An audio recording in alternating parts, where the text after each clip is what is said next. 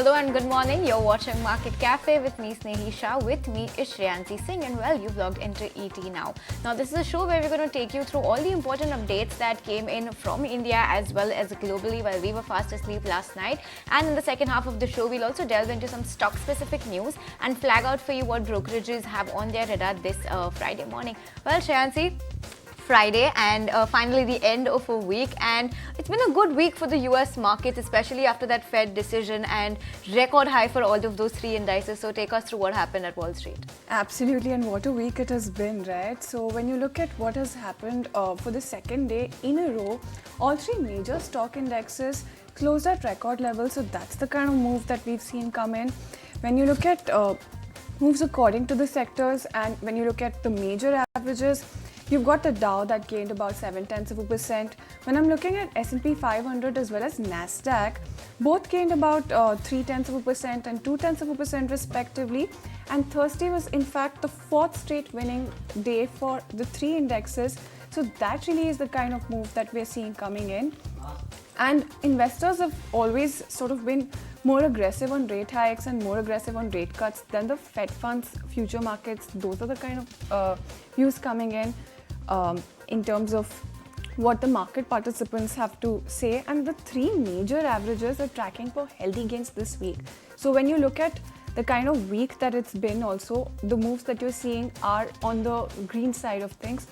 And when you're looking at the three indexes, the Dow is the outperformer out of the three.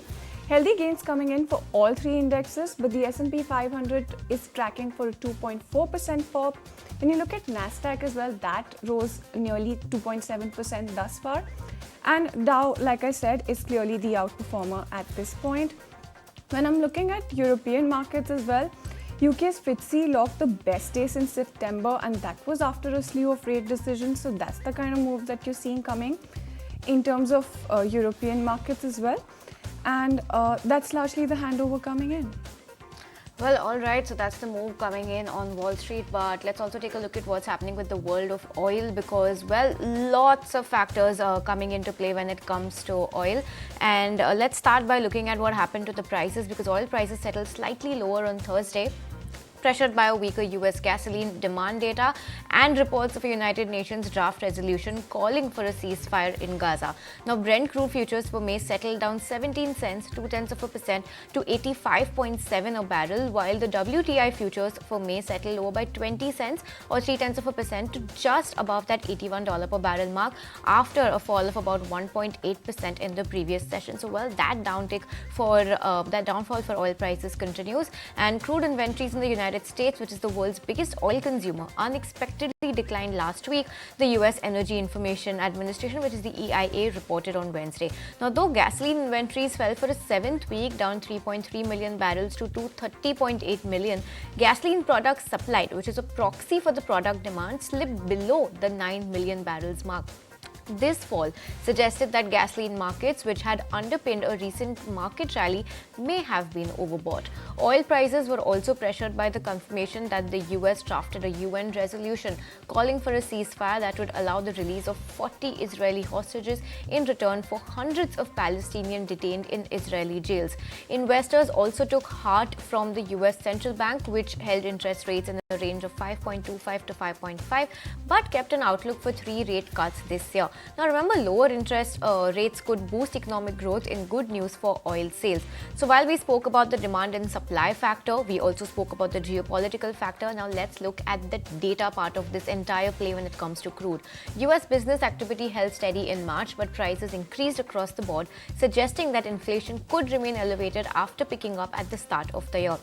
Now, supporting prices, the US Labor Department data last evening showed that the number of Americans filing new claims for unemployment benefits expectedly fell last week. Remember, jobless claims data came out yesterday, suggesting that the job growth remained strong in March. Now, Ukrainian attacks on Russian refineries also prompted investors to trade crude at higher prices, factoring in that the strikes could hit global petroleum supplies. And analysts say that prolonged disruptions could force Russian producers to reduce supply if they are unable to export crude oil and face storage constraints. So while that was on crude, let's talk about a commodity that hit a record high level yesterday but has eased slightly since then, and that is gold, because that hit pause after a blistering rally that got an extra fillip after the Fed Chair Jerome Powell hinted that the central bank was on course for 3 rate cuts in 2024. Spot gold fell 0.2% to $90 per ounce after hitting their all-time high of $2,222.4 earlier in the session.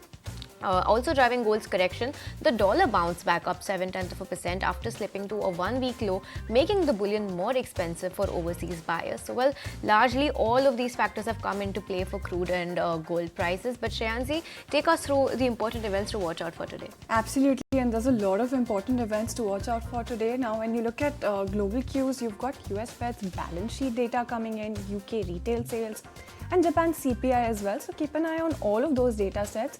In terms of corporate action, there's of course Indigo's annual analyst meet. So that of course is going to be in the spotlight. And in terms of interim dividend eligibility, it's the last day to buy for 3 counters, PFC, Midhani and BEL. So keep an eye on all of those 3 counters as well. And the lock-in period is ending for a couple of counters. So Harsha Engineering and Sami Hotels will also be in focus on the back of that. But this one is for the cricket fans. IPL does kick off today, CSK versus RCB. I don't know about you, Snehi, but I'm going to be looking at my TV screen and be glued to my TV screen at 8 p.m. You have 2 legends who are going to be taking the field today. One hand, you have MS Dhoni, who has stepped down from captaincy. On the other side, you have Virat Kohli. It's going to make up for an exciting match. So I have no Friday night plans other than just sitting in front of my TV and watching the entire match. Well, that makes the 2 of us, and that's all about the events to watch out for at this point.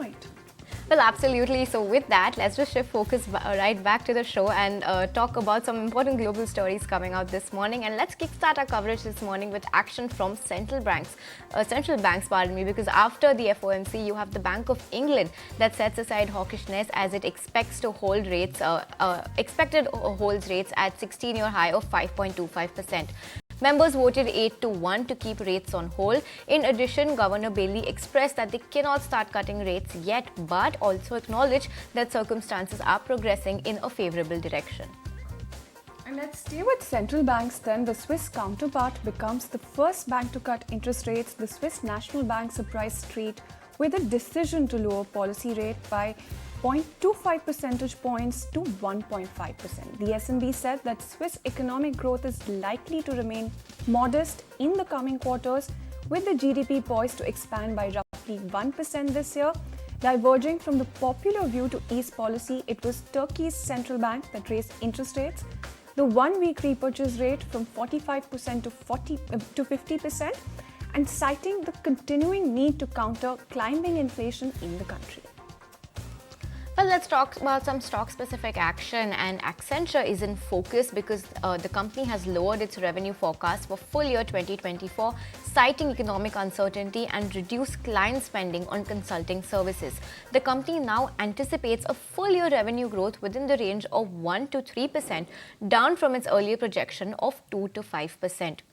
Now, this development is closely watched as Accenture's performance often serves as a benchmark for the Indian IT industry as well, providing insight into expected outcomes for Indian IT companies. Well, let me go across to my colleague Somit to find out what's going to be the impact of this on the Indian IT sector. Take it away, Somit.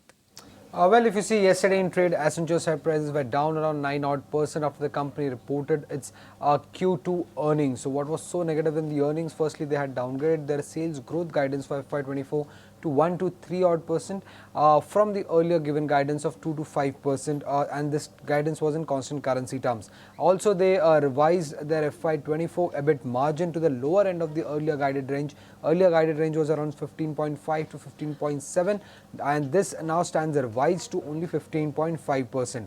So, what would be the impact of this on the Indian IT companies? Now, guidance cut implies that there's a delay in demand pickup in expectations from the second quarter of FY25. Earlier, analysts in Street was expecting that Indian IT companies would see demand pick up from the second quarter of FY25. Now this seems to be delayed. Also, Accenture highlighted further cuts in short cycle discretionary projects. Now this is kind of negative for companies like Wipro, LTI, Mindtree, Mphasis and Infosys. However, despite the cut, outsourcing segment is still expected to grow higher than mid-single digit during the second half of financial year FY25, which augurs well for the Indian IT companies. Also, do remember that given the fact that now this guidance has been lowered, many analysts are expecting that large IT companies may start the FY25 with a cautious guidance. But does the 9% fall that we have seen in Accenture share prices warrant similar kind of downtick in Indian IT companies? Well, it might not so happen given the fact that excluding yesterday's fall, if you see, Accenture has continuously outperformed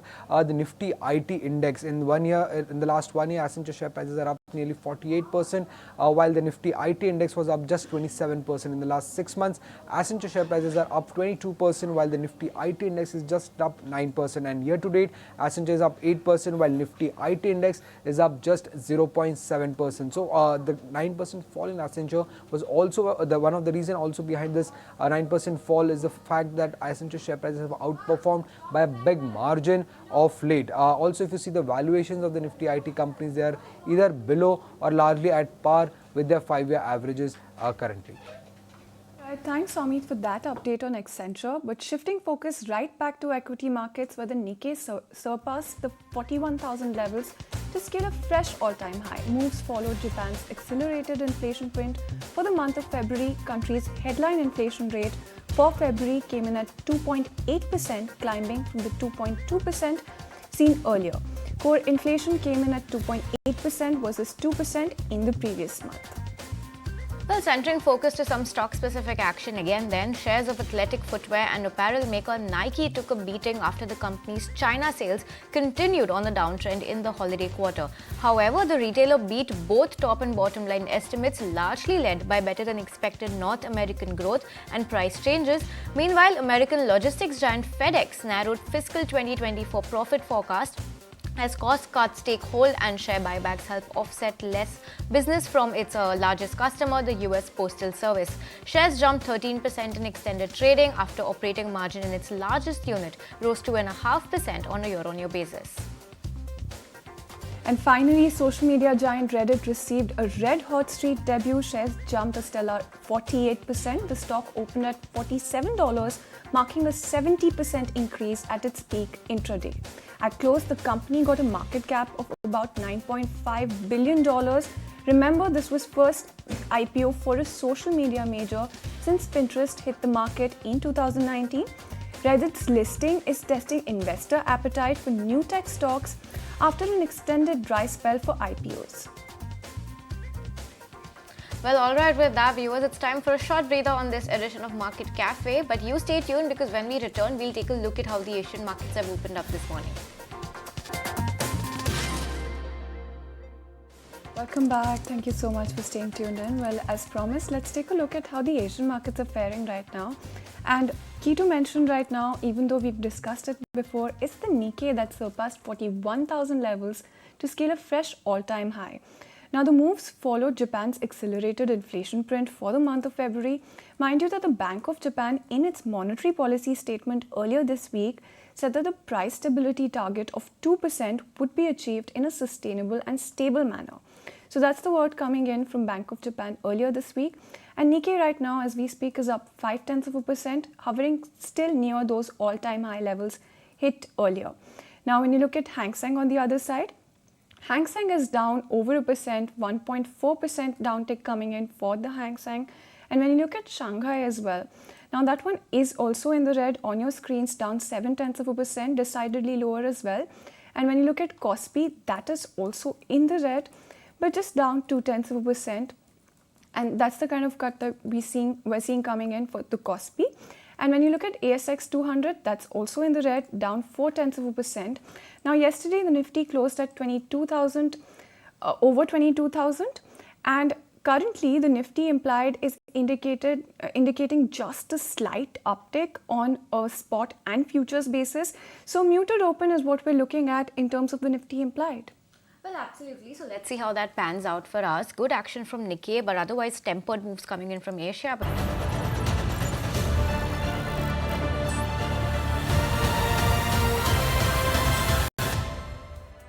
back with the latest edition of Times Now Summit. Over the years, Times Now Summit has been championing pertinent national agenda points where India's leadership, leading thinkers and national influencers come together to define the action plan for India's progress, themed India Unstoppable. This year, we will focus on charting India's remarkable journey and its increasing influence on the global stage. Join us on the 27th and 28th of March in New Delhi and watch the who's who of the political corridors share their views. Do stay with us for all the highlights and all the action as the action begins here only on Times Now.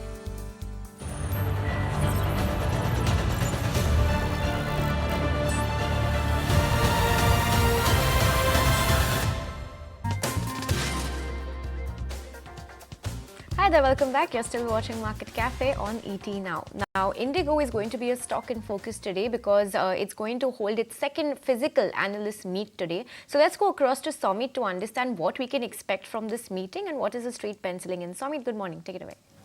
Well, if you see since listing, this is the second time Indigo is doing the physical analyst meet, and this analyst meet will be held from 10 a.m. today to 4 p.m. In their iFly Academy and their corporate office in Gurugram. So what is something that the street should expect to come out from this second physical analyst meet? Firstly, the company might give some guidance and some indication towards the Q4 performance so far, and also how is the Q1 outlook looking like for that is for the summer holiday period. Apart from this, they might give some commentary on the competitive intensity in the sector, given that a lot of players have now come in again in the aviation industry, and a lot of order book has been placed by many companies. Apart from that, what is the target for fleet size when it comes to the financial year FY25, their capacity growth target, and how many new destinations they plan to add in the next financial year is something that the street would be wanting to know from this analyst meet. Apart from that, going forward, how is their growth plan when it comes to domestic versus international, where the focus would be, where they are planning to grow more is something also the street might be wanting to know. Apart from that, the new DGCA norms which are getting implemented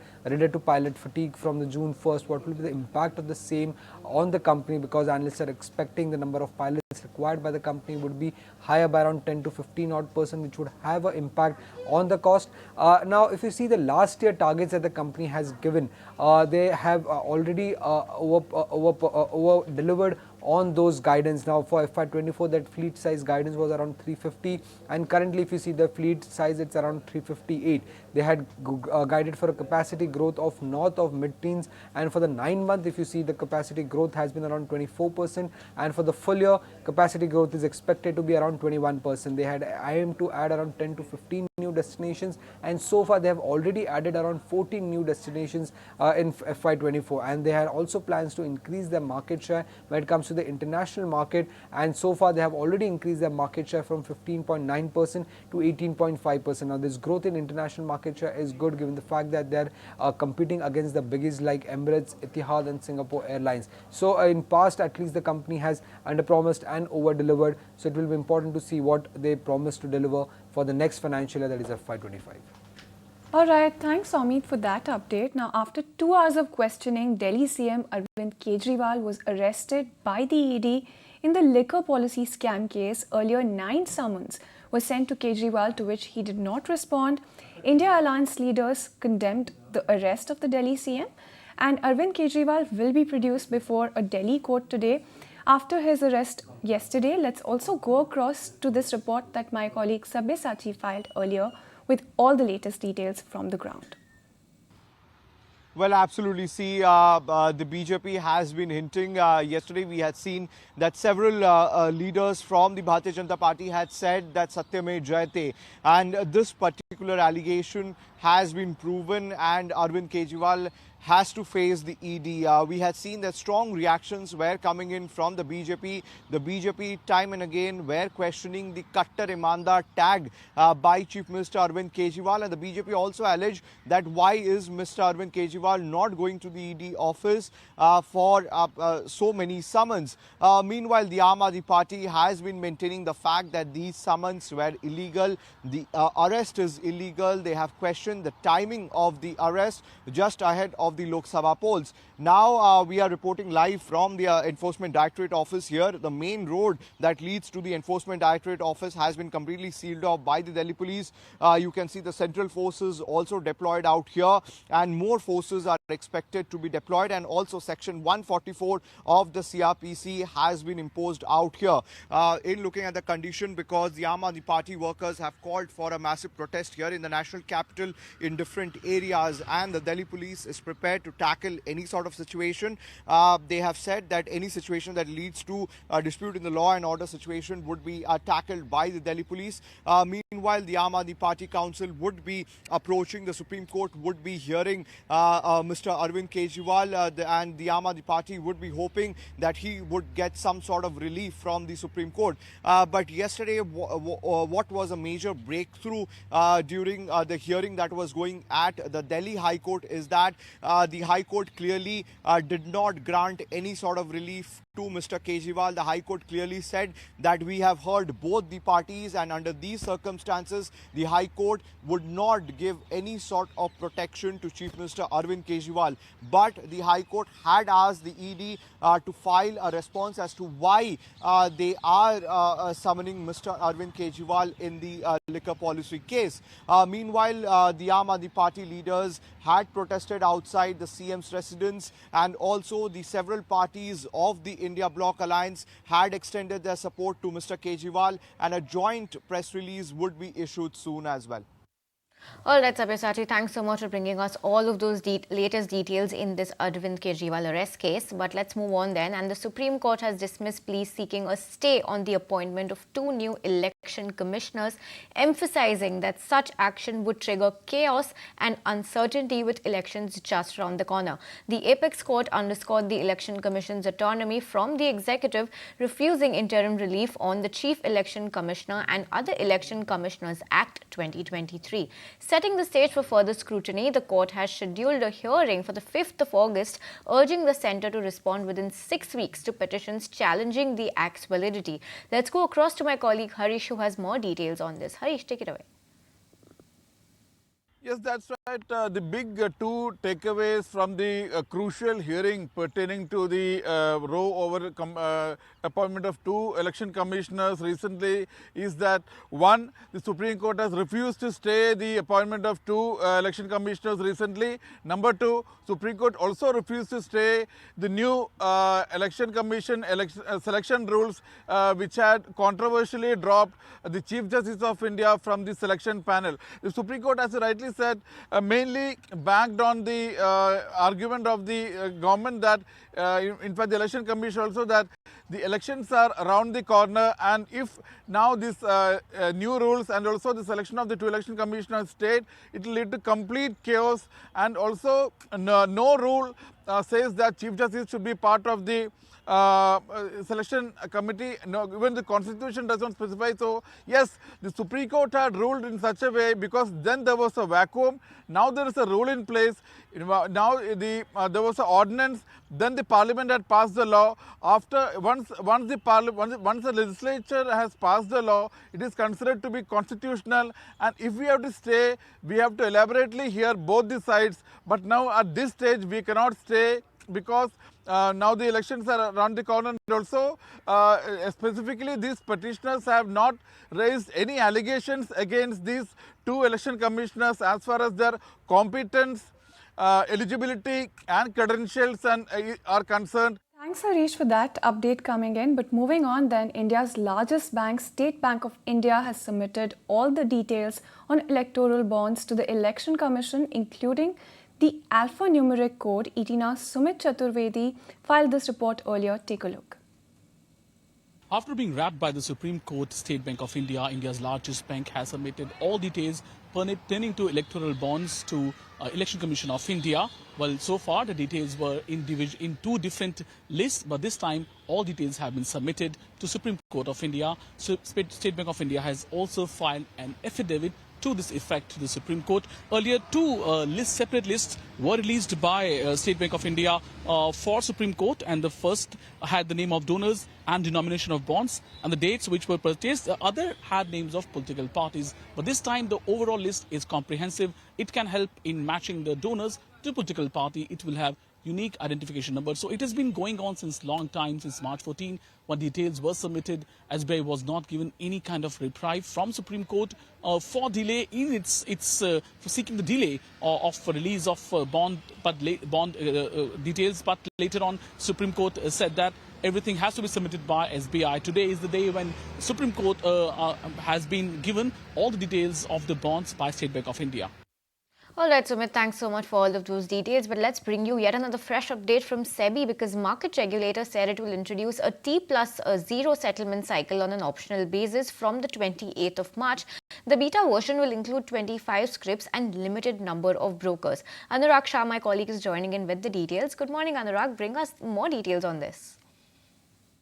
In last week's board meeting, SEBI has approved T+0 settlement, and today SEBI has finally released circular for a T+0 settlement. So, from 28th of March 2024, T+0 settlement will be started, and beta version will be started with a selective 25 script and with a selective brokers. So, going ahead, MIIs will release FAQs related to the T+0 settlement. Fortnightly, SEBI will get a progress report from MIIs related to the T+0 settlement.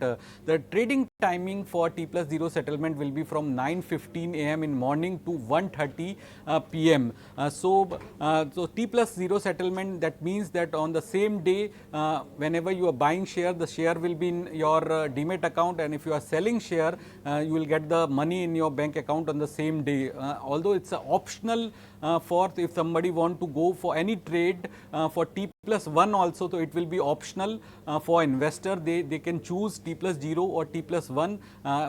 To begin with, T+0 is starting with only 25 script and only with selected few brokers. Well, thanks Anurag for those details. Moving on then, Akasa is on track to be one of the top 30 airlines by 2030, and that's the word coming in from the founder and CEO, Vinay Dubey. Listen in to a slice of the conversation that we had with him.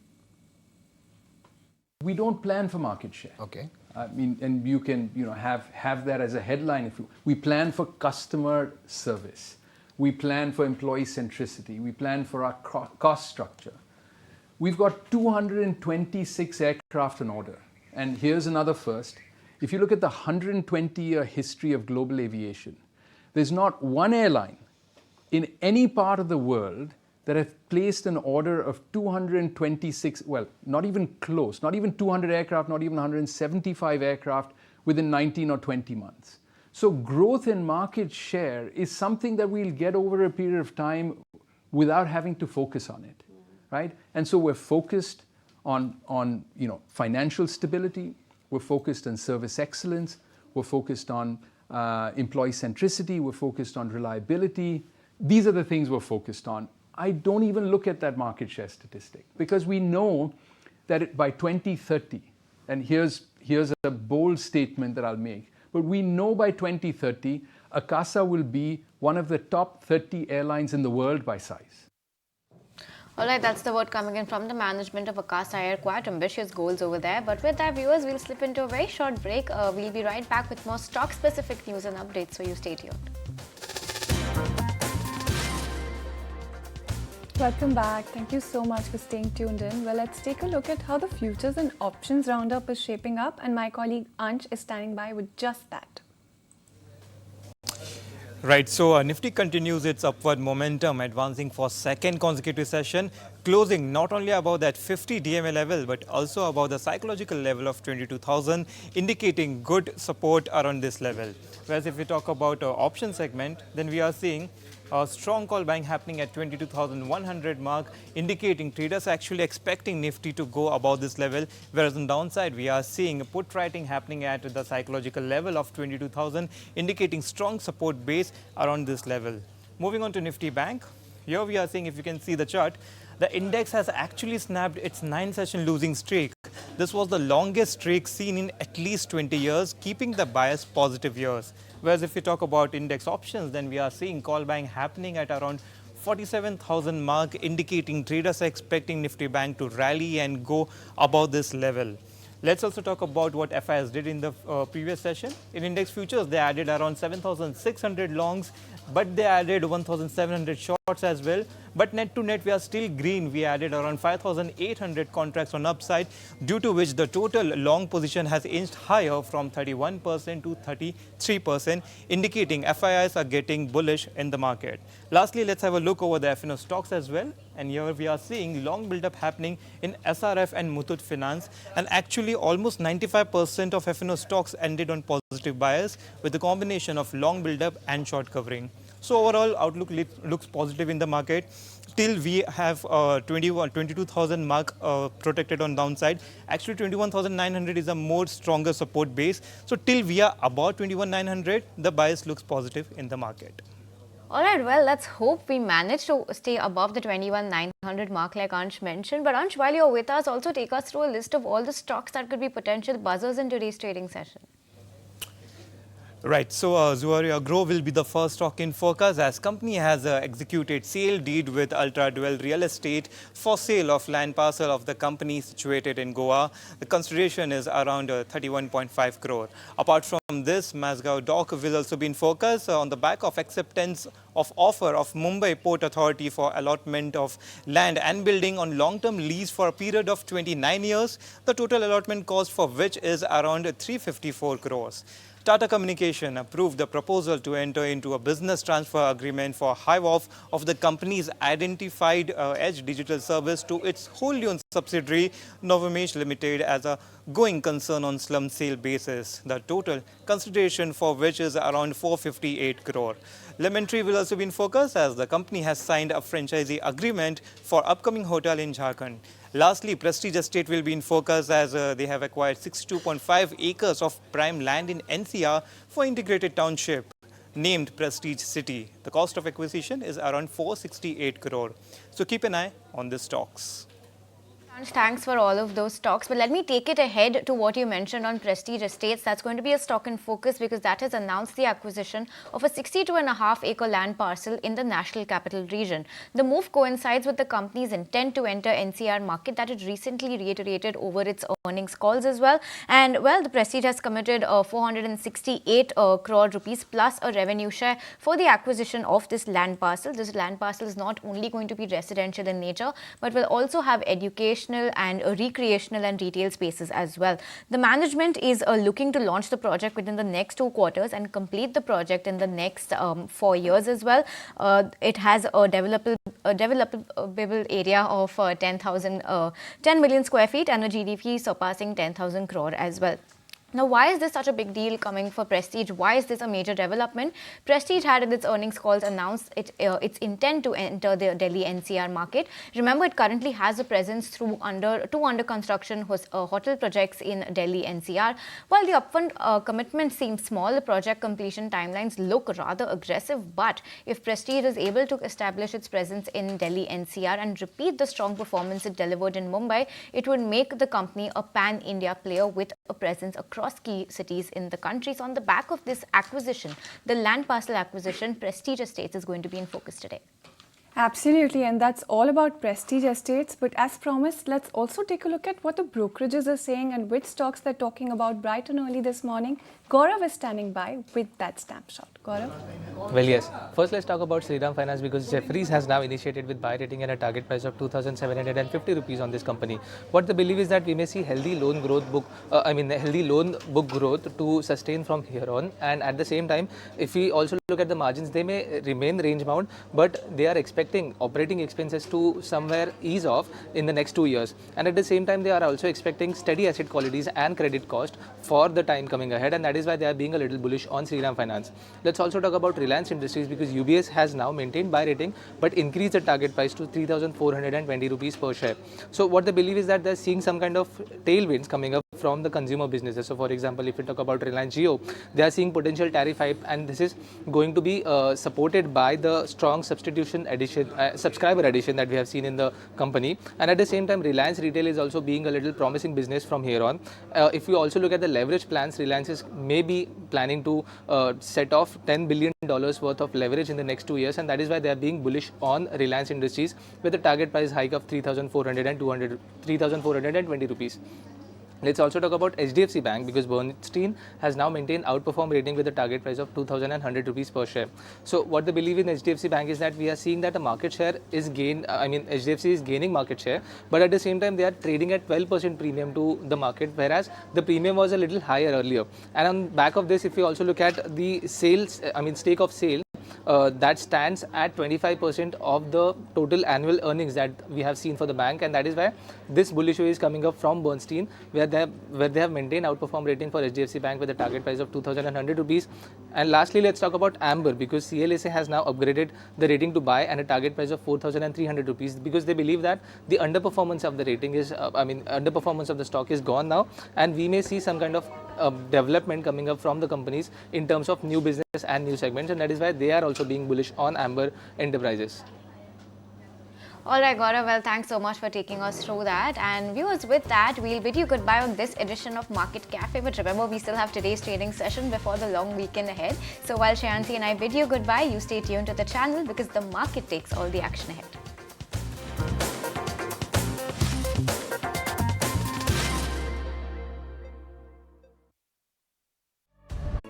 If you like this video, then like, share and subscribe to ET Now.